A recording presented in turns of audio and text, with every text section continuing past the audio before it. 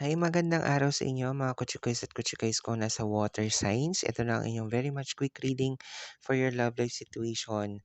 At nandiyan ang Cancer, Pisces at Scorpio. Unahin na natin ang nasa Cancer signs. Kung ano nga ba ang buhay, pag-ibig, o ano nga bang sitwasyon ang meron sa inyo sa ngayon mga Cancer signs, no?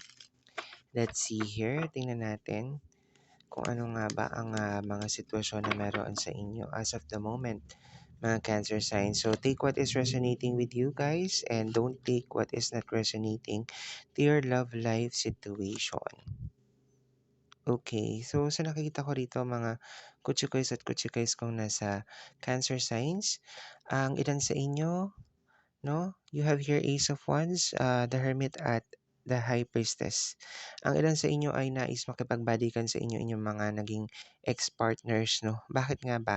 Kasi maaring nga ang ilan sa inyo, no, na may partner na ngayon ay gustong magkaroon ng panibagong passion or para bang in a couple goals, yung parang pagmamahal in between the two of you ng partner mo. Kaya lang ilan sa inyo din maaaring nafe-feel na mag-isolate na lang or hindi na lamang pag-usapan yung mga problemang dumarating in between the two of you ng iyong partner, no?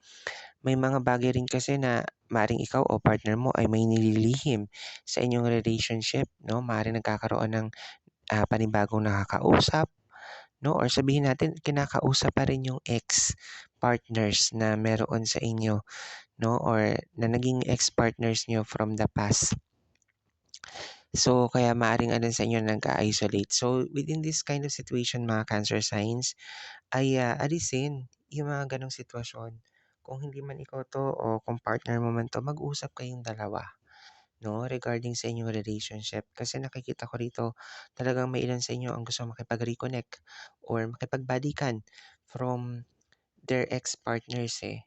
But then again, it might cause more damage, emotional damage for both of you ng iyong partner sa kasalukuyan. So, wag rin magdihem, no?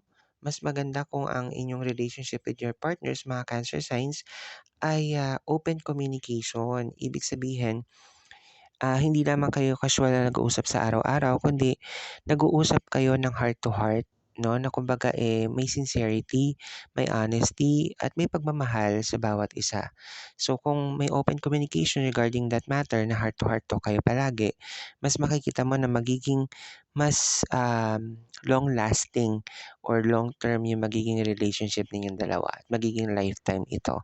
So Cancer, yun lamang yung nakita ko dito at sana maliwanagan ka sa mga naging reading natin today.